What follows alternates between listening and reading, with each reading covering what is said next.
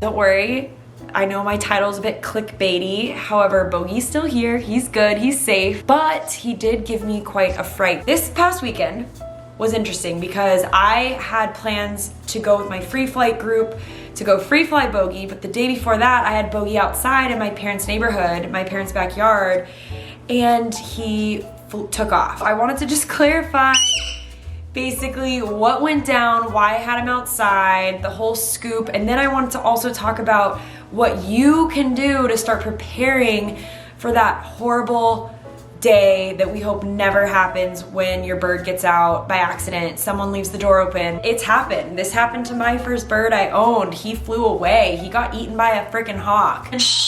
So what happened this weekend really scared me because it brought back a lot of memories. Despite the fact that he is free flight trained, I was rattled. So here's the deal. Bogie's free flight trained, and whenever I take him free flying, he barely flies. 1, 2, 3, go.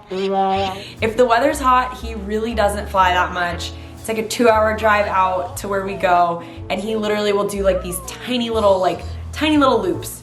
Bloop, bloop, and I'm like, cool. At least I get to hang out with all my cool friends. I love them, it's so fun, but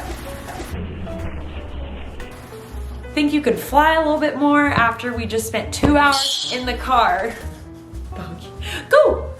Bogie doesn't fly that much. He likes to waddle around on the floor because he's a galah. They're ground foraging birds. My parents' neighborhood is pretty quiet. It's big and there's not a bunch of traffic. So sometimes lately I've been just taking him out in the backyard, getting a little cocky. He doesn't even fly that much anyway. If he did fly, it would be like the same little loop he always does.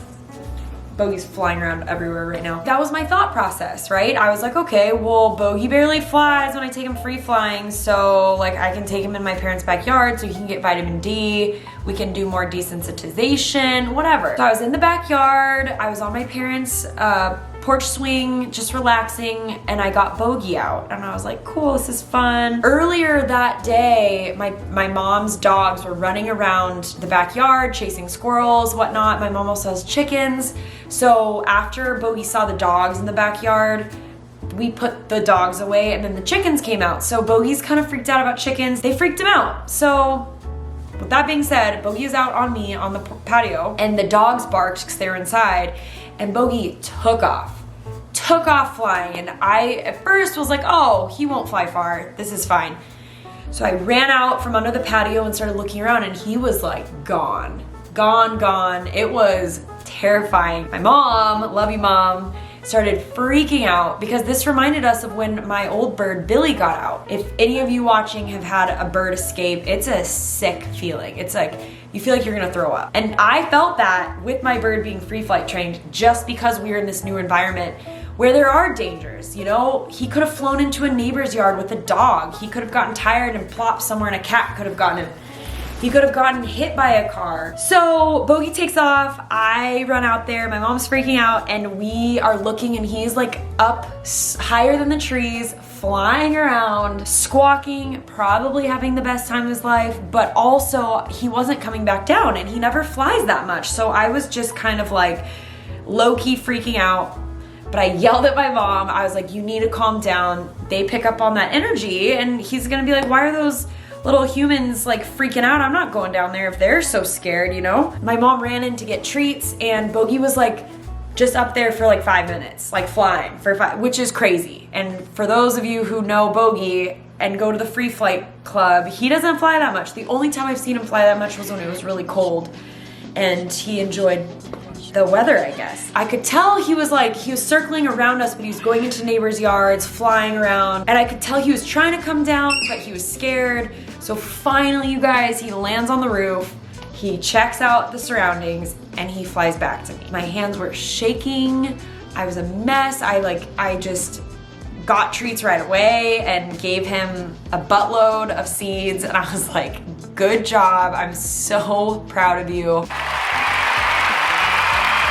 I was so proud. I was so scared, but so proud of this bird. When you see the hours and hours of training that you do and how it pays off when something like this happens, it is just beyond words, especially if you've had a bird fly away and die. To have what happened to Bogie and I happen and turn out successful was amazing. People probably think I'm so crazy for being so freaked out that Bogie flew off when he's free flight trained. But here's the thing, with me, free flight is like a very regimented, specific thing. I only go where there's tons of birds in the sky. We have tons of ground support, so if something did go wrong, I could stay in the spot that Bogie saw me last and other people could go out scouting for him.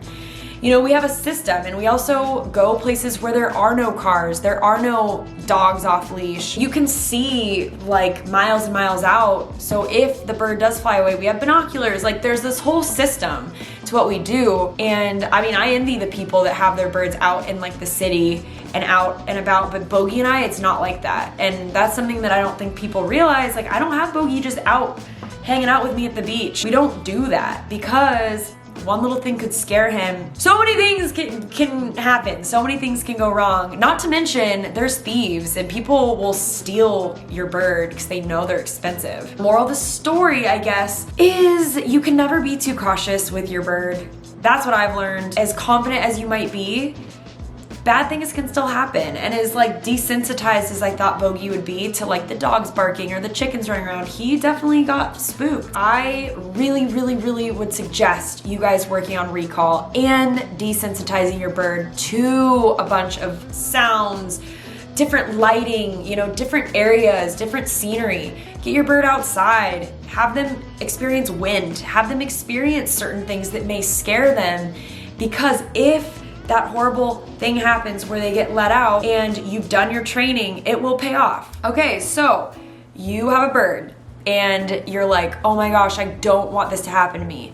What do I do first? Get your bird on the right diet. Diet is everything when it comes to free flight training. And I think every trainer will point you in that direction. Anyone you reach out to, that's gonna be like the first main thing they ask you. What's your bird eating? Because in order to recall train your bird, you need to have them have some sort of motivation level. That's number one. Number two is adequate sleep. Sleep's super important because it does play a huge factor and role in behavior. Number three, I think something that's really helped Bogie and I is that we've put perches all over, my husband has put perches all over our house, which is great because they're all different sizes, shapes, the perch diameter is different, so Bogie's used to just flying up and grabbing onto different things. And in the wild, you know, that's something that if your bird is not free flight trained and it gets out by accident, say indoors, you have a really great recalled bird that goes from, you know, your main perch to your hand. What if they land up in a tree and it's moving and they're scared and it throws them off? It's good to have as much variety as possible in your house so that your bird has the proper skills it needs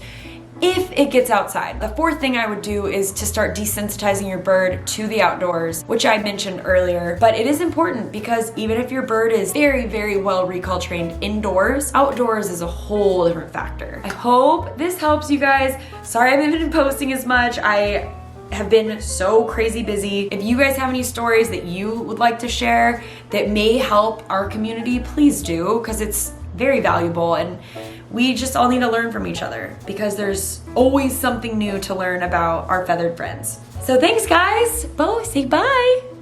Say bye.